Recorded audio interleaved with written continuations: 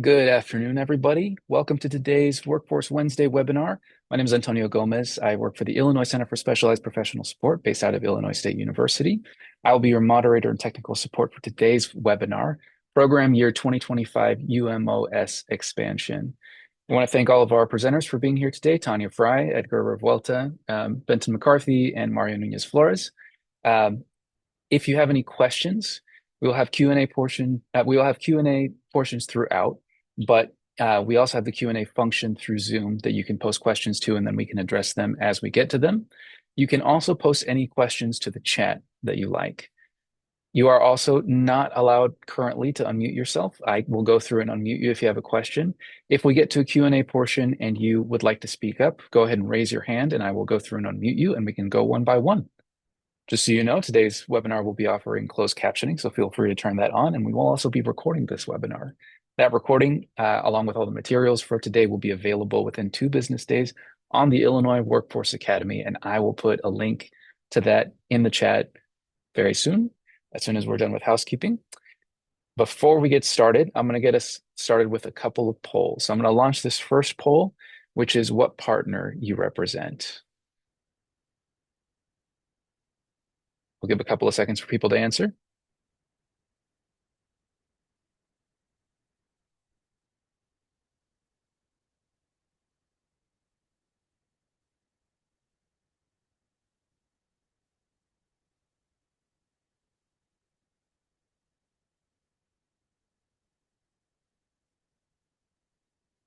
All right, I'm going to go ahead and end that poll. Looks like we've got mostly Title I folks, a few Title II, some Title III, Title IV, and then we've got a couple of state board or local workforce innovation board people as well, which leads us to our second poll. If you are from a local workforce innovation area or LWIA, could you let us know which LWIA you're from?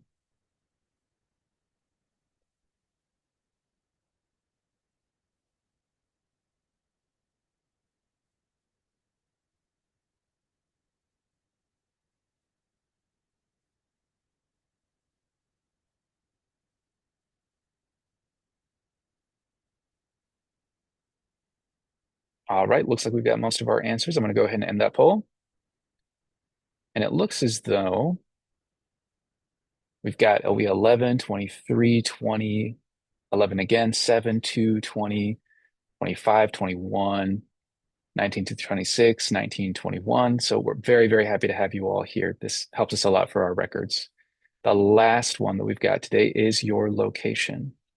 So for those of you who are from LWIAs, this will be a double question, but just want to know North, Central, Southern, Chicago, statewide.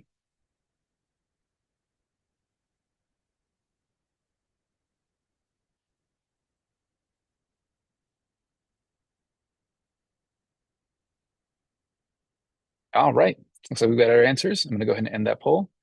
And it looks as though we've got a ton of Central, some good Northern, a few Chicago, good Southern, and a few statewide as well. So without further ado, I'm going to go ahead and pass it off to Benton to get us started. Awesome. Thank you. Welcome, everybody. My name is Benton McCarthy, and I'm a consultant with KEB. And KEB, we help facilitate the implementation of WIOA activities throughout the state. Presenting with me today is Mario Nunez Flores from UMOS and Edgar Revuelta from IDES.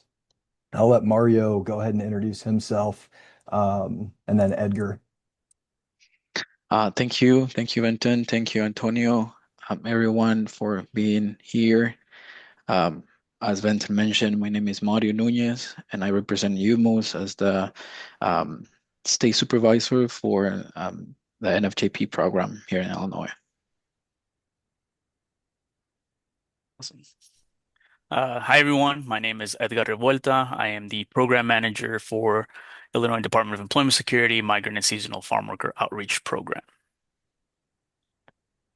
And then also, thanks for that, guys. And then also with us today is Tanya Fry.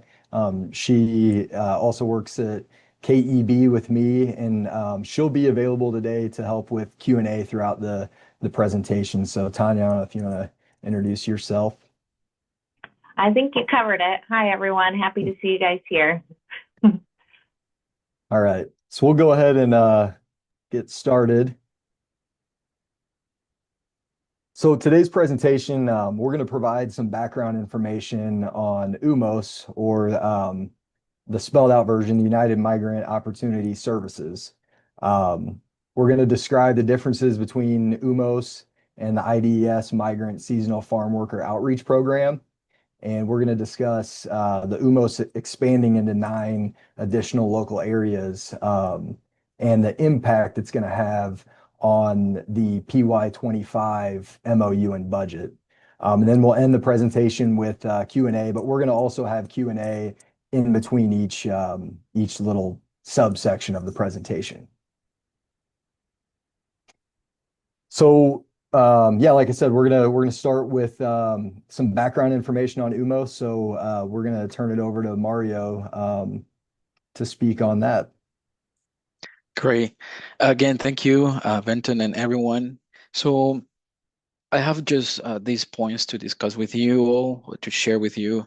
So what is UMOS? What does UMOS does at a multi-state level? What do we do in Illinois? What is the NFJP, or the National Farm Works Jobs Program? And how does UMOS partner with the LWIAs and the community actors? So UMOS was established back in 1965. We are celebrating actually our 60th anniversary this year. We're very happy for everything. UMOS was founded in Wisconsin, but it grew up to serve 13 states. We have headquarters in Wisconsin, but also a huge part of our operation runs in Texas, Missouri, um, Minnesota, and here in Illinois.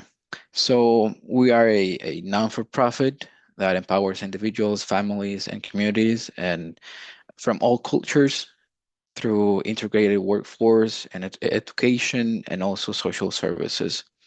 Um, so 3 main cores of UMOS will be childhood development, social services, and workforce development. And I'll be lying to you if I know in depth what we do in terms of childhood development and also social services. But that is very strong in Texas and Wisconsin, Missouri also. And as part of the third pillar, the workforce development, we have adult education, the One Workforce Tech Star, um, also transitional jobs. And we do have the National Farm Work Jobs Program. And with that program, we serve 3 states, Illinois, Missouri, and Wisconsin. So what is the National Farm Work Jobs Program? This is a program that it is nationally directed, but it is locally administered. We serve migrant and seasonal farm workers and their dependents. And this NFJP program has 2 major components. One is the career and training services, and the other one is the housing. I just want to make a parenthesis here, because when we hear the word migrant, normally we are relating that to people who has a not legal status to work in the United States, but the program here is referring to people who actually move across the United States during the growing season or outside the growing season just to work seasonally or temporarily on agriculture related jobs.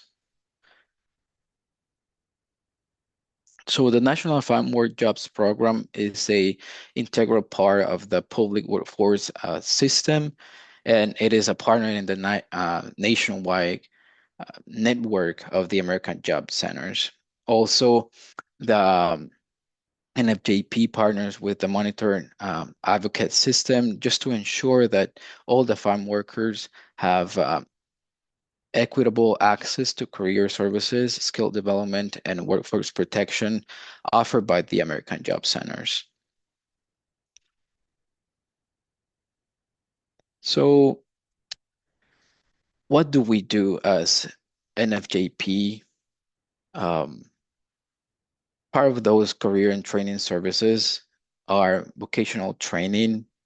And this vocational training can be any type of training as short as 6 months and as long as 2 years.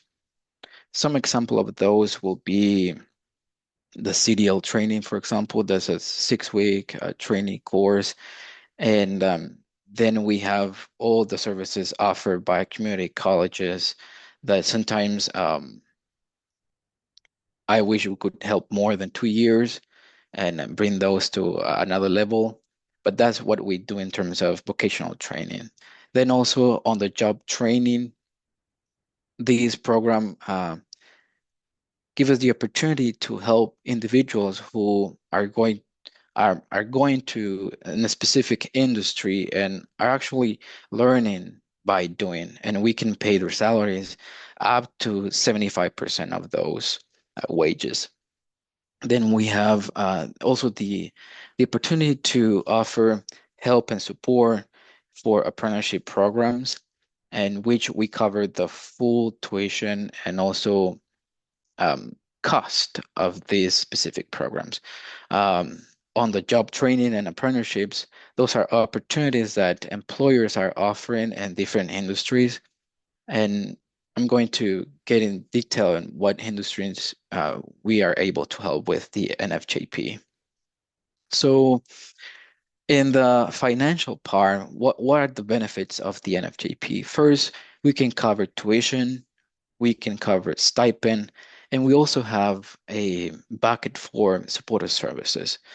For tuition, um, for this ending program year 2024, we were able to help up to $12,000 per year. So that's or $24,000 in the terms of 2 years. For program year 2025 that we are starting, that suffer a small reduction, but I am trying to get that back to $12,000.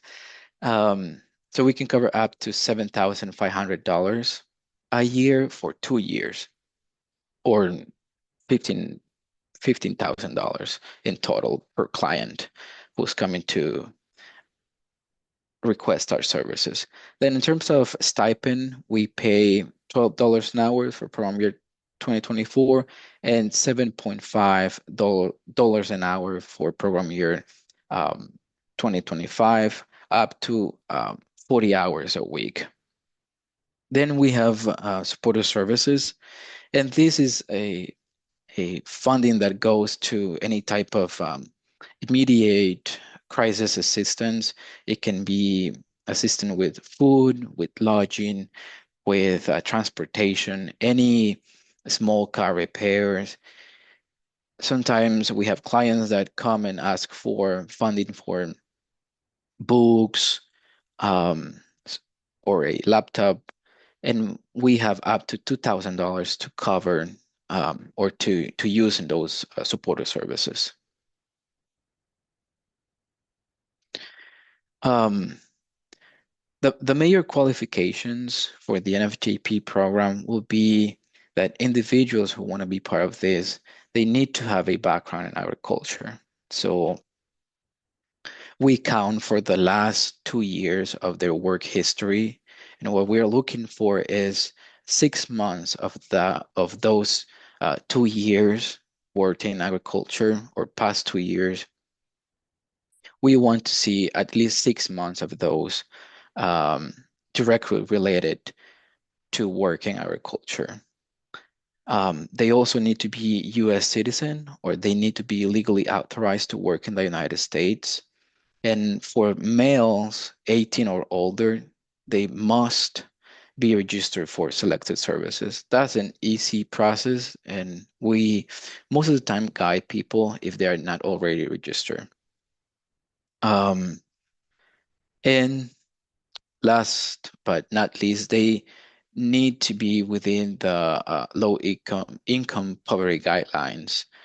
These are federal guidelines, and we can share in deep if you have questions about that. So those are the qualifications for the NFJP program. And where do we help with training? Any individual who want to do agriculture-related studies or vocational trainings, any individual who want to do manufacturing, logistics, healthcare, or constructions. We also do some type of hybrid. So if um, a client want to do something related with business and agriculture, we will support that as well. Or same for manufacturing or a hybrid between these two industries, we will support those trainings as well. What are the partnerships that we have and that we propose?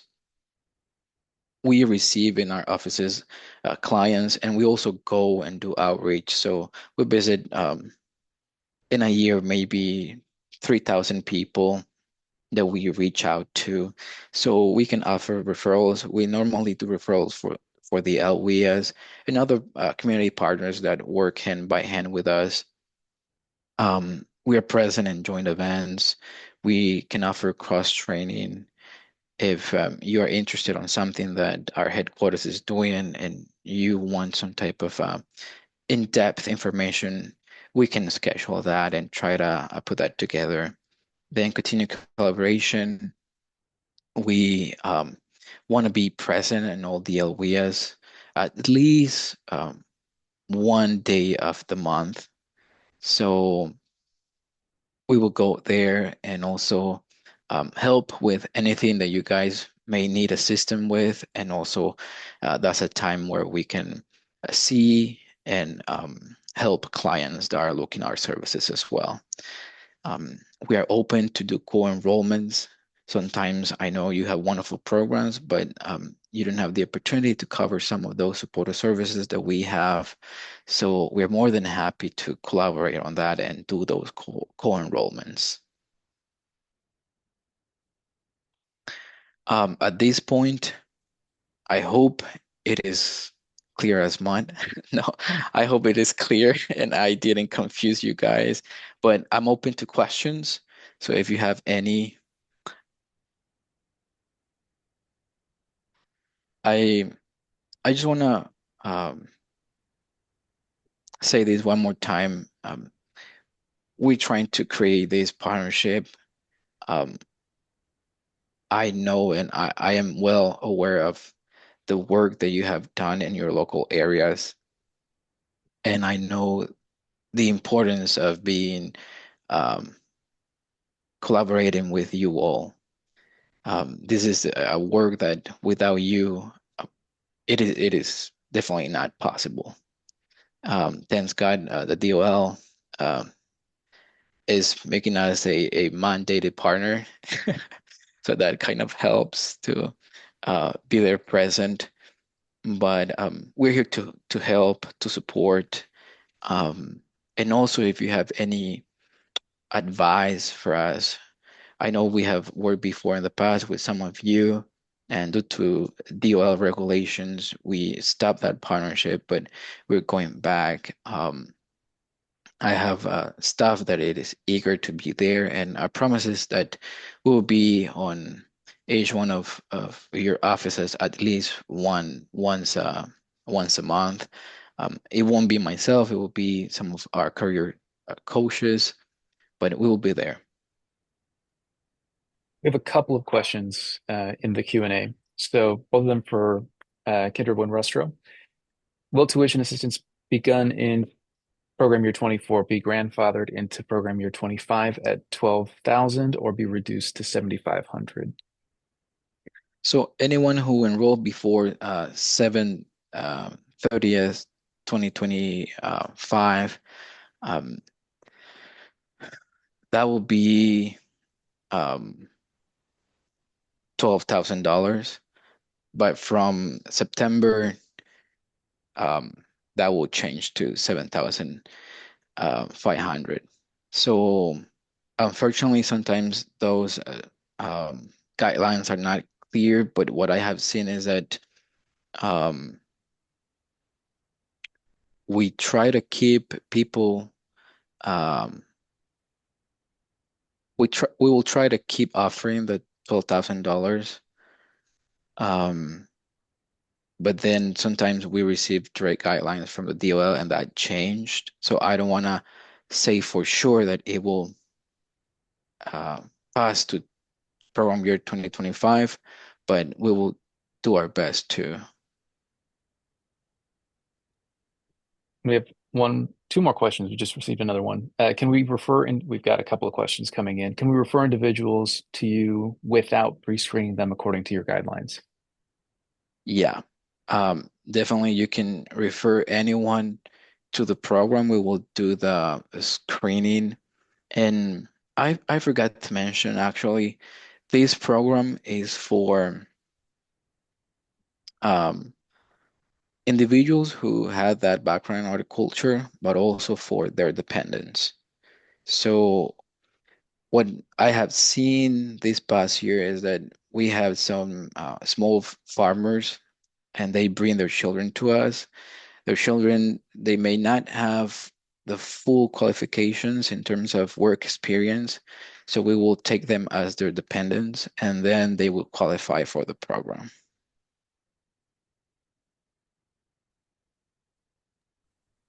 Next question. For the purposes of MOU revisions, how do we identify local UMOS contact?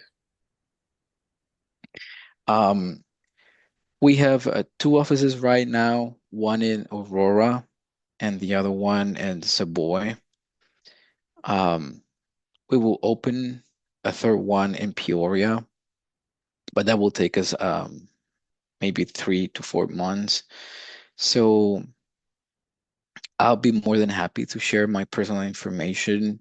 Um, I'm located in the Savoy area, but I can share in this group or in the chat our offices information in Aurora and then the rest of the career coaches here in Savoy. And you also can go to a website, umos.org, and you will have that updated information as well. Last question. Will we get contact information for the career coaches that will cover each of the LWIAs? Yes. Once we start the first contact email, I'll be more than happy to share who is going to be that career coach. I will personally, I will try to visit all of you at least once a year. Um, but I like to be on the ground. I like to shake some hands, but I will share that.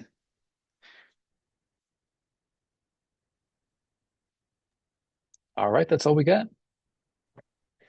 That's great. Well, thanks Mario for the background on UMOS and taking care of those questions. And I know I mentioned earlier, but we'll have a Q&A at the end as well. So if you think of anything else for Mario as we continue, you'll have another opportunity.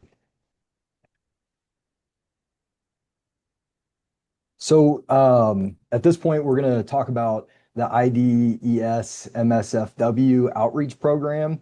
So I'm going to turn it over to Edgar. Thank you, Benton. I'm having some internet difficulties, so I'm going to keep my video off so we can make sure to get this moving. So this slide here is the WIOA ecosystem. It shows our 4 core partners and the WIOA required partners. And the purpose of this slide is to show where migrant seasonal farm worker outreach lies within this ecosystem, right? So Illinois Department of Employment Security is the agency that is responsible for delivering Title III, Wagner-Pfizer employment services. Within that umbrella is migrant and seasonal farm worker outreach. So we do refer to migrant seasonal farm worker outreach within our agency as a program, but uh, these services that we are required to provide are not separately funded. It is all within Wagner-Pfizer. It is just a special population that we service in a particular way, and so we have a special unit that that does that. Next slide, please. So I want to make sure that it's clear that there are two different services for migrant and seasonal farm workers in the workforce ecosystem under WIOA. So we have obviously Mario's program, National Farm Worker Jobs Program, and his organization UMOS, and they are primarily responsible for everything that he just mentioned, get helping migrant and seasonal farm workers and their families attain greater economic stability. They have to apply for a grant, and U.S. Department of Labor, depending on everybody who applies, they will obviously select the organization and they will give them that grant. Us, however, we do not apply for grant. This is all part of Wagner-Pfizer funding. So it is absolutely mandated. It's here to stay. There's nothing that's going to change that. Okay, we are similar to a special population of, say, our youth, our veterans, um, just as impacted individuals. We're simply just a special population that we provide a service to. And our purpose specifically is to ensure that migrant and seasonal farm workers receive our services on a basis which is qualitatively equivalent and quantitatively proportionate to non-migrant seasonal farm workers, which is basically saying we want to make sure that they are treated just as good as anybody else or better, right? So these responsibilities, a little history on this, these responsibilities were established as a direct result of a lawsuit from the 1970s brought by farm worker advocacy groups and the NAACP against the Department of Labor. In this lawsuit, migrant seasonal farm workers experienced severe exploitation, including low wages, unsafe living and working conditions, and unequal access to employment services. This, compounded by their particularly vulnerable status, many of them were denied basic labor protections and faced systemic discrimination, which made seeking justice difficult due to their fear of retaliation or discharge from their employers. So what happened is this lawsuit led to the pivotal Judge Ritchie court order, which is what we know it as, the Judge Ritchie court order. And this drove the creation of federal regulations during the 1980s to help migrant and seasonal farm workers um, get to that same standard for everybody else to make sure that they are receiving all these services, information about their protections, the ability to file complaints, and all that stuff. Part of that required that state workforce agencies like Illinois Department of Employment Security have an outreach program to deliver these services to migrant and seasonal farm workers out on the field to make sure that they are receiving services on a basis which is, once again, qualitatively equivalent and quantitatively proportionate to non-MSFWs.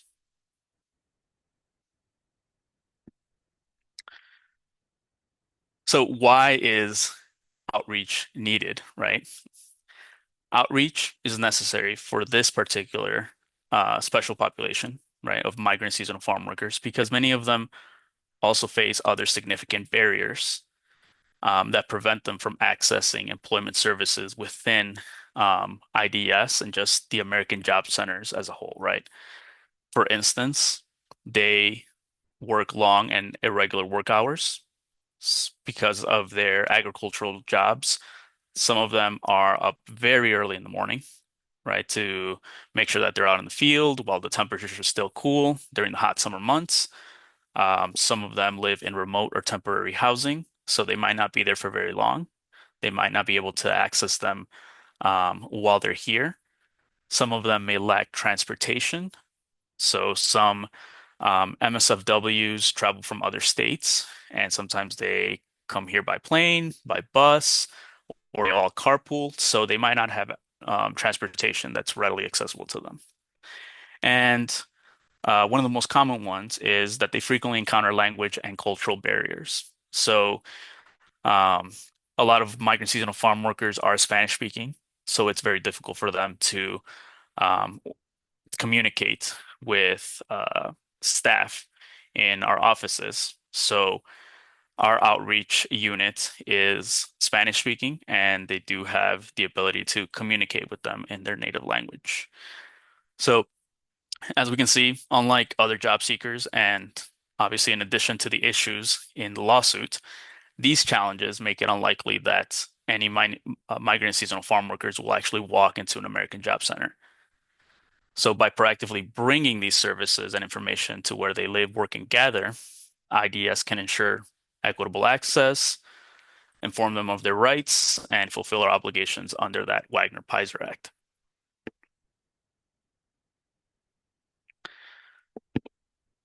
So our outreach program does conduct outreach to both domestic and foreign migrant and seasonal farm workers. The difference in what we can do, it really comes down to whether they're legally authorized to work in the US or whether they're undocumented or on a temporary agricultural visa.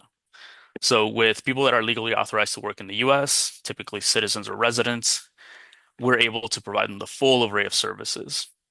So employment services means we can give them career guidance, labor market information, referrals to other jobs and placements, assistance with their unemployment insurance, things like that. Versus visa workers, uh, agricultural visa workers, and undocumented migrant seasonal farm workers.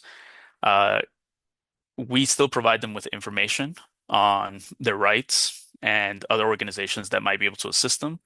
And of course, the ability to file a complaint or let us know of any issues, labor-related issues that they might be encountering in their workplace. So overall, we do have a framework that we must follow to ensure that migrant and seasonal farm workers are treated equitably by our public workforce system. And this includes four main things. So number one is making sure, obviously, that we have an outreach program, right? Otherwise, we won't be able to reach migrant seasonal farm workers. So we go to areas where they work, live, and gather. And our efforts are concentrated near areas of agricultural activity. So to make sure that we're in these areas, we do have significant offices in these areas. And these offices are in North Aurora, Peoria, Champaign, Springfield, and Mount Vernon. The second part of the framework is that we have to maintain specific metrics, performance indicators. So things like how many migrant seasonal farm workers registered for our services, how many career guidance or labor market information did you provide to MSFWs, how many job referrals or placements did we make, how many of them were received unemployment insurance claim assistance, or were referred to supportive services or state and federal assistance or federal training programs like UMOS, for instance. Third part of our framework is making sure that we are self-monitoring. So internally, as an agency, our first layer of compliance is making sure that staff are aware of what migrant seasonal farm workers are, how they're supposed to be serviced, their unique needs, understanding the resources that they have available within their own American Job Centers or their local offices so that they can provide them to any MSFWs that might come in, and being able to assist them with any complaints, providing them with any other relevant information about employment services and things like that. So that's the third part of our framework. And then the fourth part is making sure that we have a state monitor advocate. So our state monitor advocate is Kinda Buenrostro. She is the person that holds, she's basically our compliance person, right? So after that first layer of self-monitoring, she is responsible for holding us in compliance with everything that is required as part of that Judge Ritchie court order, making sure that we're delivering services, that we're conducting sufficient outreach, that local offices are providing services equitably to MSFWs, that complaints are being handled accordingly, things like that. So, and there's other layers at the federal level that also have to deal with migrant and seasonal farm workers. So, um, in a nutshell, that's how IDS works, how the MSFW program functions within our agency, and hopefully this helps in distinguishing the differences between UMOS and IDS. So if anyone has any questions, please feel free to ask.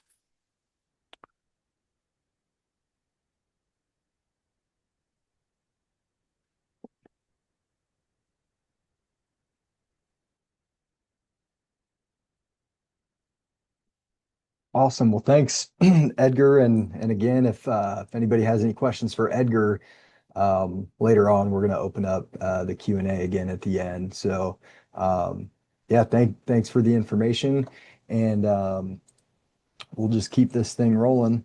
Um, so the next topic is going to be around the UMOS expansion and how it's going to impact the program year 25 MOU and budget. So UMOS is currently in 4 local areas: Elwea 2, 3, 5, and 17. They've now been able to expand their services into 9 additional areas, which you can see here on the screen: 4, 7. And with Elwea 7, they're only going to be in the AJC King Center. But then Elwea 11, 13, 15, 19, 20, 21, and 23. And that's going to begin on October 1st of this year.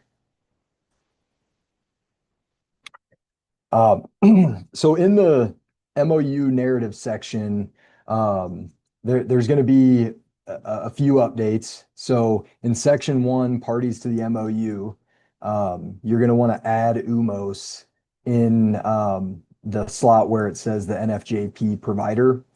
That's typically going to be on either the first or second page. In section 7, the description of the comprehensive one-stop services, you're going to want to add the suggested language from the UMOS expansion memo that went out on August 22nd. And if there's anyone on the call today that didn't get that memo that is going to be involved with making those updates to the MOU and budget, definitely bring that up during the Q&A or drop a comment or email me after, and we'll get you that memo, because it's going to kind of spell out everything that I'm kind of talking about in my portion of the presentation today. So the next item that you're going to want to take care of is in section 13, the costs and cost sharing services. You'll want to update the variance table for all of the partners, not just UMOS. This edit you'll want to do before, or you'll want to make the updates to the budget before you make the changes in the actual variance table, because it is going to impact every single partner, because UMOS is going to now have a portion to pay, so the rest of the partner amounts would drop down. So the next area where you'll have to make these changes with the MOU documentations in section 18, the attachments, and specifically the matrices. So you'll want to work with Mario to make sure that you're marking the appropriate boxes for NFJP for all 3 of those matrices, typically towards the end of the MOU template. And then you'll also want to work with Mario on obtaining the signature page and the direct linkage checklist. So those items are the what you're going to want to update in the actual MOU narrative, but then you're also going to have to make a few updates in the budget. And I only have one spot listed here. And as I was kind of prepping today, I realized that there's actually an additional item beyond just the FTE tab. So I just want to say I'm going to be throwing a lot of different items at you. if it's confusing, just reach out to myself or Tanya after the call, and we can kind of work with you on making sure that you're updating the budget appropriately. But what I have listed here is to update the CFTE's Center 1 tab. Um, You'll only want to plug 0.25 FTE in on that tab. And then in all of the spots throughout the budget spreadsheet where an FTE amount is listed for NFJP, it's going to be updated if you're using the most up-to-date version of the budget spreadsheet. Now, if you've manipulated the spreadsheet and put manual entries in, you would have to go in and manually enter, but we definitely would say utilize the most recent version to where you enter that 1.25 amount under direct linkage, and then it'll kind of cover that the rest of the way. But what I don't have listed here, and another area that you would need to update in the budget is going to be in the D shared cost centers 1 tab and the B total shared cost all centers tab. And when you're in there, rows 57 and 58 and 84 through 91, you'll see that those are highlighted in orange. And then in the all centers tab, 130 rows 131 through 135, those are also highlighted in orange. Those are the sections in the budget where you are manually entering whether it's cash, non-cash, or in kind. So I know some local areas have formulas built in to where it automatically goes into those orange tabs, those rows that I just mentioned. But if you're not one of those areas that have the formulas built in, that's where you will have to update those amounts to basically include how UMOS will be paying and then deduct from the rest of the partners. But again, I know that's a lot of technical jargon that I threw your way, and I wouldn't expect you to have all of that down just from that minute or two description. So please reach out to myself or Tanya, and we'd be more than happy to assist as you make those changes to your budget or with the MOU narrative. But again, all of these items, minus that last chunk that I talked about, was sent out in that memo on August 22nd. So again, if you didn't get that memo, reach out and we'll get that, because it's going to basically be your playbook that you're going to work off of when you're updating those items. So the MOU revision letters, they were sent out on August 29th. Which included all the items that needed to be addressed from the original MOU and budget that were turned in. So all the local areas can incorporate these revisions with the UMOS modifications that I had just talked about in the previous slides. So whenever you go to submit the updated MOU and budget, you're going to still submit it the same way to the WIOA inbox, and I've got the email listed here on this slide. But all the one-stop partners must be directly informed of these changes and must acknowledge in writing that they approve of the changes. And approval can coincide with the same changes that we talked about with those that came in from the revision letters on the 29th. And yeah, so the revised MOU documentation, all changes, UMOS included, would be due back to that WIOA inbox by October 17th, 2025. So that's essentially all I really had to talk about, just from how those changes are going to impact what has already been completed from the local areas. But I'm going to open it up now just for any questions, whether it's something specific for Mario, Edgar, myself, Tanya, any of the items we talked about today. We'll open up Q&A again.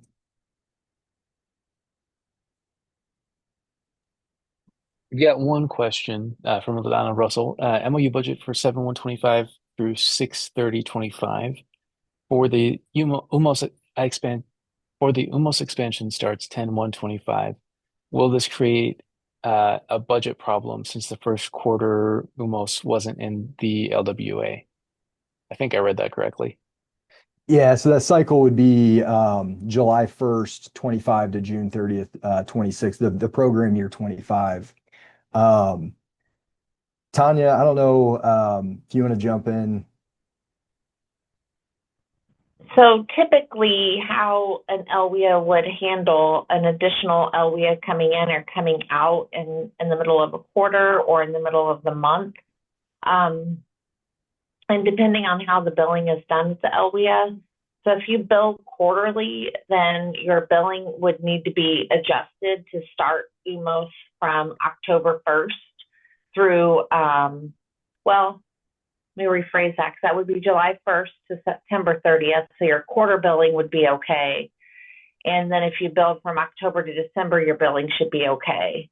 So I guess, LaDonna, are you asking, because the budget will need to be updated according to Mario being on there. So annually, the full budget would not be the same because the cost is going to be the same, but the actual full budget, but the amount that the partners are sharing is going to decrease, adding Mario on there. So I guess I need a little bit more on that question. I'm asking. LaDonna, if you want, if you raise your hand, I can unmute you. Excellent. All right, you should be good to talk. So basically, I'm asking for the MOU budget spreadsheet, those are yearly costs. It's an annual budget. When we go in and input UMOS for the 0.25, which I understand how to do, it's going to create a year's worth of budget cost. Will that create a problem when they're only going to be there for 9 months? Like, do I bill them for the July through September, even though they are not going to be in my workforce area until October 1st? No, you would bill them from October 1st forward. So the budget would change. So you're going to have one annual budget that's going to show from July 1st to September 30th. And then the budget's going to change from October 1st going forward. But you're right. It is dividing. I guess I'm confused because my MOU budget is for a year. I don't have a quarterly budget. The one that I submit is for a year. So that's where I'm going to be getting confused. So you're going to resubmit the budget as Benton had mentioned. Where it's going to affect is whoever's doing your billing. So are you involved in the billing part of the MOU section? So my accounting office does the billing, but then I'm just making up a number. Let's just say it's $1,000 that my 0.25 equals. But if I'm only charging 75% of it, how do I reconcile the other quarter that wasn't in there that the MOU budget reflects that should have been charged? So there is a process in place for the reconciliation in the billing, and we have processes that are uploaded onto the WIA website that can help with that. But it may be a one-on-one conversation that I could have with the person that's doing the billing. But the reason I was asking about quarterly versus monthly or semi-annually, all LWIAs bill differently. So if you're billing monthly from the first of the month to the end of the month, it's not going to be different for any of the other partners until the billing goes out in October. So all the partners already signed and agreed upon the budget annually on before June 30th. And so July 1st through September 30th, they're going to pay what they had accepted and said, yes, we agreed to our fair share of that.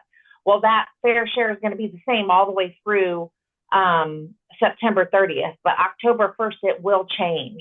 And you're just going to have one budget saved as the very first budget that was approved at the negotiation meetings. And then you're going to have a modified budget that's going to be saved somewhere that's going to show that it was updated as of October 1st going forward. So depending, so and that's why I brought up I'm going to didn't mean to cut you off, but I think you just answered my question. So basically, for this program year, I will have two MOU budgets. One that is for the first quarter, and then the one that I'm going to revise at UMOS for the second quarter. And those are the ones that'll show the difference. For adding them as a 0.25. Yes, that makes sense, because I like if I use the one from July 1st, it's never gonna reconcile and balance, because UMOS will be showing they owe us money when they don't. right, correct. Get it? Sorry, took me a minute. No, that's okay. And I was probably over explaining it. So I'm like, basically, I'm going to have two workforce area MOU budgets, one for the first quarter and one from October 1st on when they start providing services. That's what I need to understand. Yes. And since I'm off mute, and then I'll stop with my last question, but it's easier than typing. Can we go back to the signatures and approval of the partners on this? So I don't have to go back and submit this for signature from all my partners? Question mark in my voice. I thought it because I'm revising the budget and needed all new approvals, like signature approvals through all partners. When there's an increase to the partners, that's where those new signature pages would be needed. But since it's a reduction for all the other partners, they just need to approve of the changes. They don't need to complete new signature pages for this. But you will have to you'll have to work with Mario to get the UMOS signature page. Yes. Yeah. Yes. But for like IDS and my state partners, I don't have to have them go through their channels to get a new signature page. Right. Typically what happens, just to give a little more detail, LaDonna, so anytime that there's a change with any of the partners or something that's going to happen across the state, that information is going to go to the WIA Technical Assistance team, and then they're going to talk through the processes that's going to either make it easier for the LWIA, because clearly no one wants to, make anything more, give you more burden. So the thought process behind that, when the technical assistance team reviews it, and they're asked every single time as a group, which also includes all four core partners, is this is what we've done in the past when other partners have been added. Is this the same process that you feel will be sufficient? And then once that approval from the entire technical assistance team is out there, then that's when we help present it out there. But that's the whole reason, is because, like Benton mentioned, that cost is going to be less for the partners instead of more.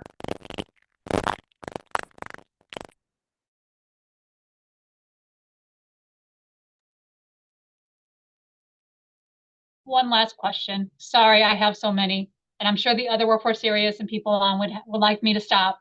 So then my normal revisions, I would have my board chair sign the revisions letter saying, look, I send it to my partners and they agree to it. But now, because I knew I would need like an approval, an email to also submitted from the partners saying they agreed to the changes besides the regular revisions letter from my board chair.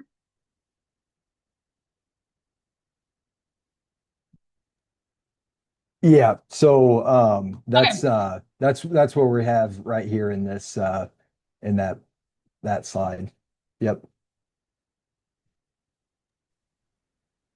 Thank you. I'm done. Sorry. No, those are good questions. No, and I'm sure others were thinking it. You probably were just the one that had your hand up first. So I'm sure others on the call appreciate that. And thanks, Tanya, for stepping in and answering that. Antonio, were there any other questions? Yes, it does look as though Steve Martin has put a question in the Q&A and also has his hand raised. So I'm going to go with that one next. And then we've got one more question in the Q&A. So I'm going to allow Steve Martin to unmute himself.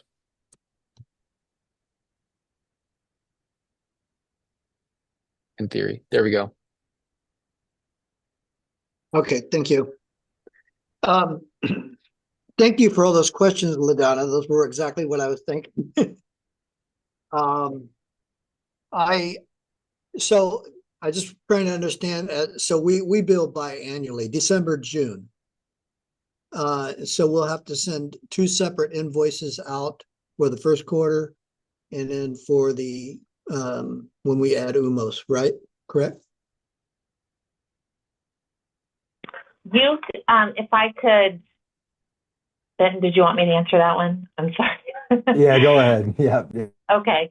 So you could send out two bills to each of the partners, one that shows for the first quarter and then the one for the second quarter, or you can auto adjust that and just put that note on one of the invoices that's going out that's showing that difference. Both will do the same. Okay. Thank you. And for the written response approval, do you want us to send, if they're doing it by email, do you want us to send you forward the emails to you, Benton, or to who? You can send it all to that WIOA inbox. Just tag me on it. Tag my KEB email on that. Okay, when I forward it to you? Yeah. Okay. Yep. All right. And let's see. I think that's all the questions I had. LaDonna had some great questions earlier, so thank you. Yeah, no problem. Thanks for your question, Steve.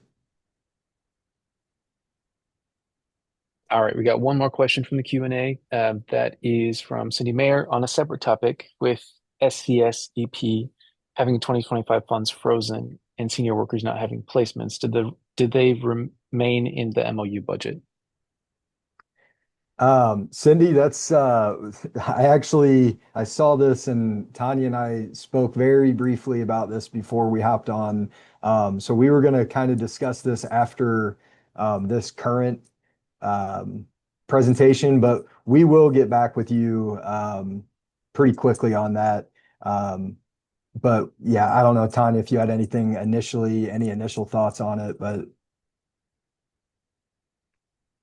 No, I didn't have any thoughts, but it is something that we will need to take a look at because we've received an email in from one LWIA and we're very aware that it's going to affect all of the LWIAs in Illinois. So it's something that we need to put our thoughts together, actually meet or speak with CSEP as well, and then rise this up to the technical assistance team so we can make sure that everyone is on the same page with how that should be handled. And we completely understand that multiple modifications to the MOU or to the budget can be complicated. And we will definitely see what the team says to what we can do to, again, alleviate any additional burden to the local areas.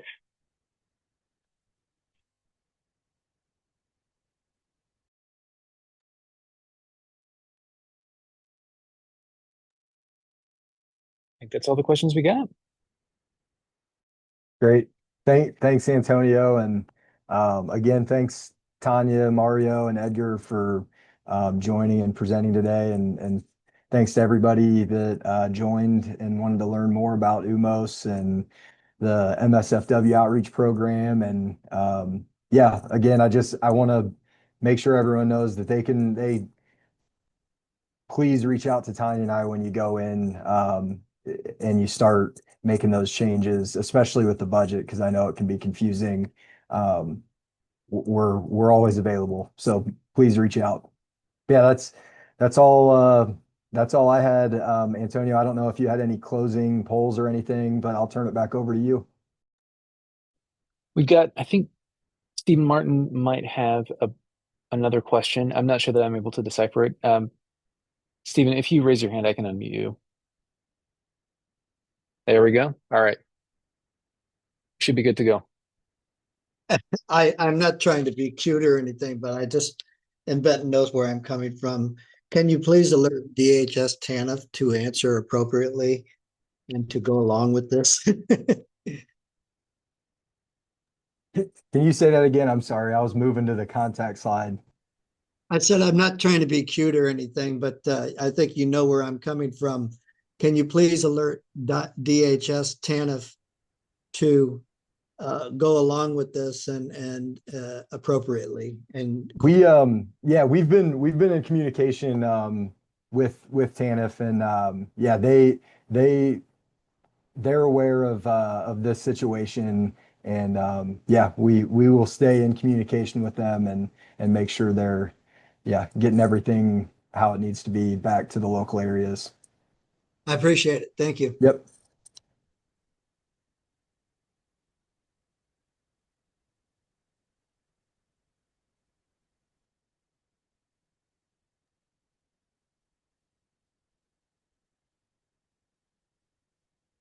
Were there any other questions, or was that everything, Antonio? I believe that's everything. Anybody have any other questions that they'd like answered before we conclude today's webinar?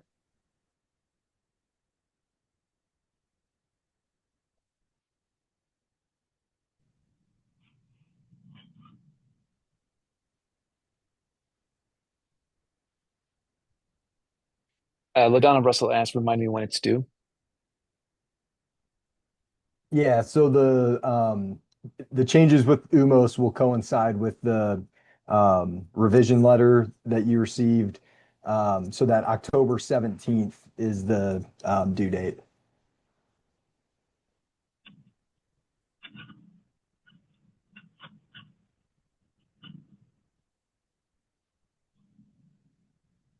All right. I don't believe we have any other questions. Thank you so much, everybody, for participating in today's webinar. This was a very engaged session. And thank you so much, Tanya, Edgar, Ben, and Mario, for being our presenters. This is wonderful. And this will be available, all the materials, recording, everything on the Illinois Workforce Academy within 48 hours. All right. Thanks, everyone. Have a great day. Bye. Thanks. Bye.